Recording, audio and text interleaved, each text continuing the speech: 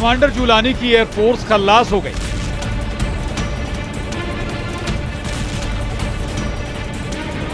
Commander Jolani की naval power का सफाया हो गया।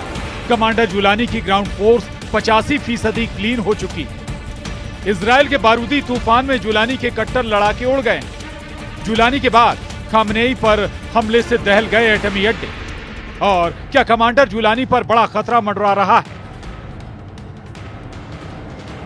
इन सभी सवाल के पीछे एक बड़ा कारण है वो हालात जो इस वक्त सीरिया में बने हुए हैं। सीरिया को इजराइल से दुश्मनी की भारी कीमत चुकानी पड़ रही है। कमांडर जुलानी, एर्दोआन और ईरान को भी दुश्मनी बहुत महंगी पड़ने लगी।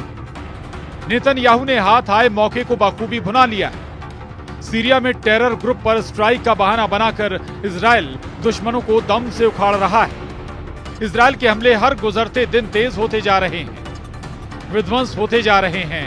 नेतन्याहू आर्मी ने बशर अल असद की बनाई सीरिया फोर्स की टोटल तबाही का सैन्य अभियान चला रखा है।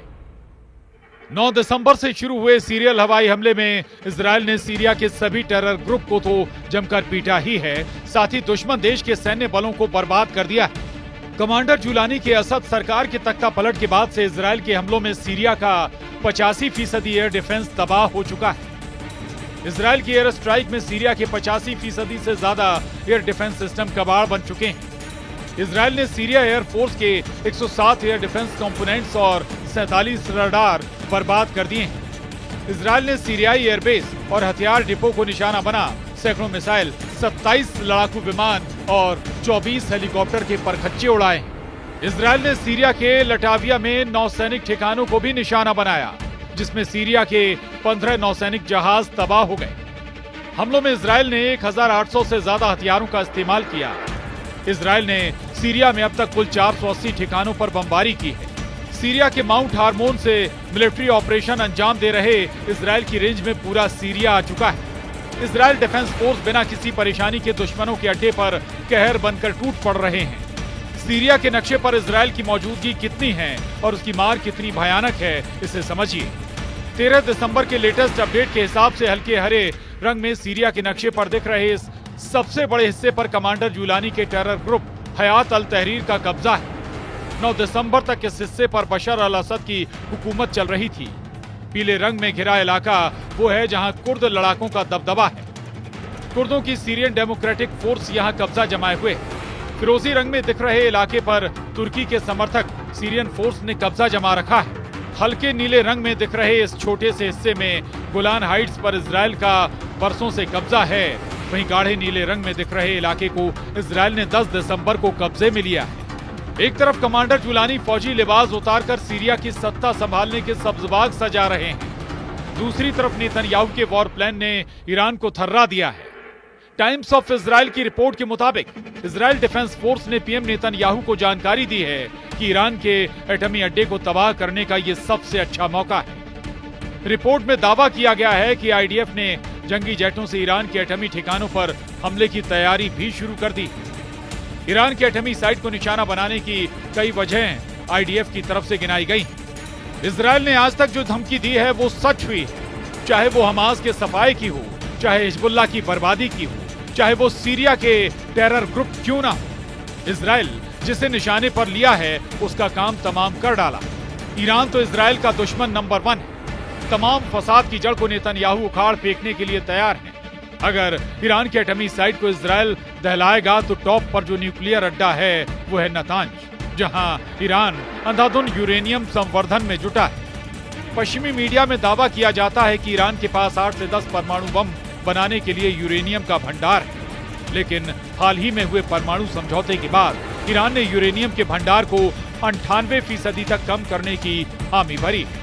ईरान ने यूरेनियम संवर्धन के स्तर को 3.67% पर रखने की शर्त मान ली। अभी ईरान के पास नतांज और फोर्डो न्यूक्लियर साइट पर यूरेनियम संवर्धन चल रहा है। एटम बम के लिए दूसरे सबसे अहम चीज है सेंट्रीफ्यूज। ईरान के पास 20,000 सेंट्रीफ्यूज होने का अनुमान है।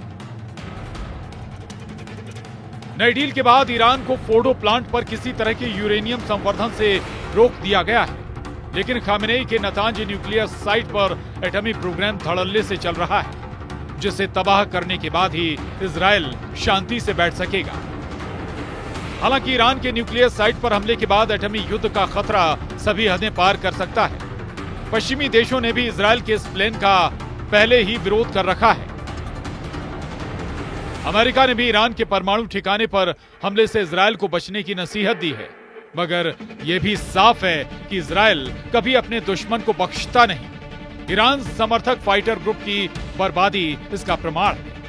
अब जहां इजराइल के वॉर से कमांडर जुलानी के साथ ईरान भी बैकफुट पर है, तो 4 दिन बाद ही कमांडर जुलानी की कुर्सी हिलने लगी है। कमांडर जुलानी ने असद से तो सत्ता छीन ली, लेकिन जुलानी अब एक नई जंग में पड़ गया है। जुलानी के लिए ये लड़ाई जानलेवा साबित हो सकती है, क्योंकि सीरिया में बशर अल असद की सत्ता जाने के बाद कई कमांडर पैदा हो गए हैं, जो जुलानी से बेहद ही ज्यादा खूंखार हैं। एक्सपर्ट्स के मुताबिक सीरिया में इलाके के लिए होने वाली ये लड़ाई कुछ ही दिनों में गृह युद्ध में तब्दील होगी और इसमें अमेरिका से लेकर रूस और तुर्की सब कूदेंगे। अमेरिका पर्दे के पीछे होगा, तुर्की पर्दे के पीछे होगा, रूस पर्दे के पीछे होगा, ईरान पर्दे के पीछे होगा। लड़ेंगे सभी देशों के सीरिया में खड़े किए हुए विद्रोही और गृह युद्ध बेहद ही खतरनाक होगा। बेहिसाब खून बहेगा।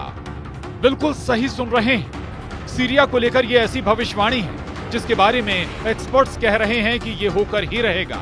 इसे कोई रोक नहीं सकता, क्योंकि सीरिया में सभी देशों के अपने अपने स्वार्थ हैं और दमिश्क पर विद्रोहियों के कब्जे के बाद वो स्वार्थ प्रभावित हो रहे हैं और ऐसा कोई भी देश नहीं चाहता।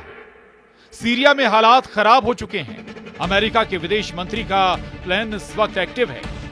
एंटनी ब्लिंकन कभी इस देश कभी उस देश दौरे पर दौरा कर रहे हैं, हालात संभालने की बात कर रहे हैं, लेकिन सबसे बड़ा सवाल कि क्या इसका असर होगा। अखबारों में, टीवी पर, मोबाइल पर, दमिश्क पर कब्जे के बाद अब तक आप हजारों पर कमांडर जुलानी का चेहरा देख चुके हैं।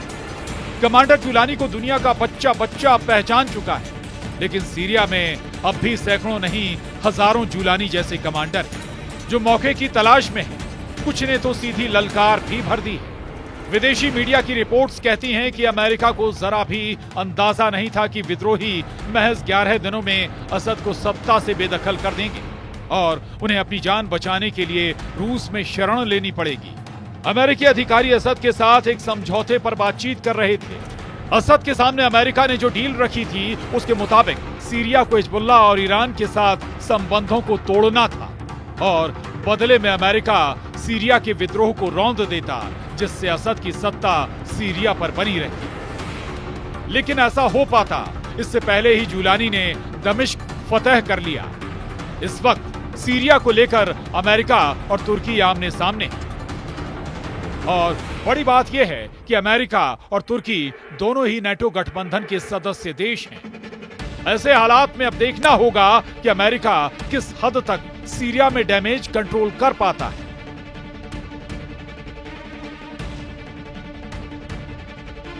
Bureau report, news 18।